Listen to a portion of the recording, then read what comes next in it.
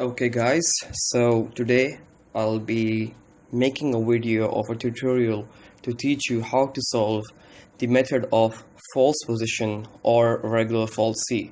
Now this is a very simple method and the sole purpose of this method is to find the roots of equations. I'll start simply by telling the formula to solve the equation, and the formula is to find the value of x. Now how is that value of x going to help us find the roots? I'll just explain. Starting by the formula is simple. X2 equals x0 minus x1 minus x0 upon f of x1 minus f of x0 multiplied by f of x0. Now we have a question over here that find real root of equation x log base 10 x equals 1.2. Let's start with the solution. I start the solution by writing f of x equals to x log base 10 x minus 1.2.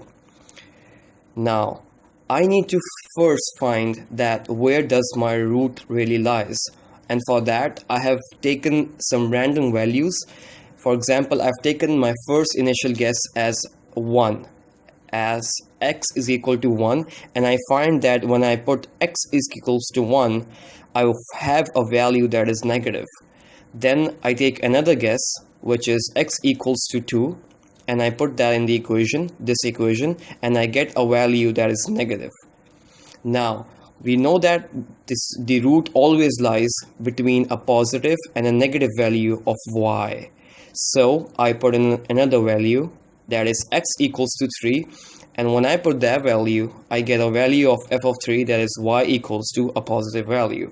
Now I have two values of x that are giving me a positive and a negative value in y. So I know that my root lies between the value of x and x equals to 2 and x equals to 3. Now we start solving the question, that is taking x0 as 2 and my x1 equals to 3.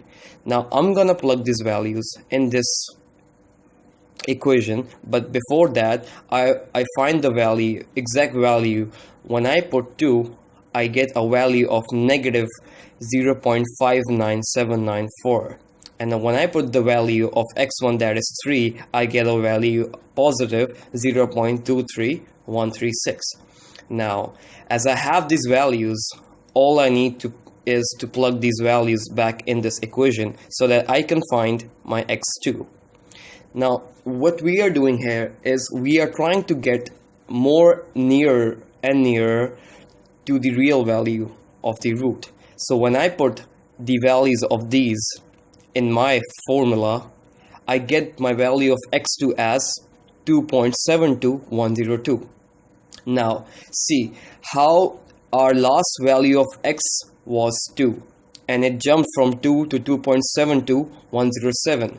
Now when I put in the value of x2, I get a negative value. Now this negative value, if I compare that with my previous negative value, this value is much larger. That means it's actually closer to 0. Now when this is closer to 0, that means my answer is closer to this one, this value. So what I do is I take this value that I got x2, and then I solve between 2.72102 and 3, because I know that my root lies between these two values. Now I take my x0 as this, that is 2.72102, and my x1 as 3. I find the value of x1, f of x1, that is y equals to 0.23136 as my y value, and I then put it back in this formula, the journal formula, to find the value of x3. Now when I put in that value, I get a value for x3 equals to 2.74021. Now see how this value is much more closer to this value, so that means my root lies nearer to this value. So I'll do this iteration again.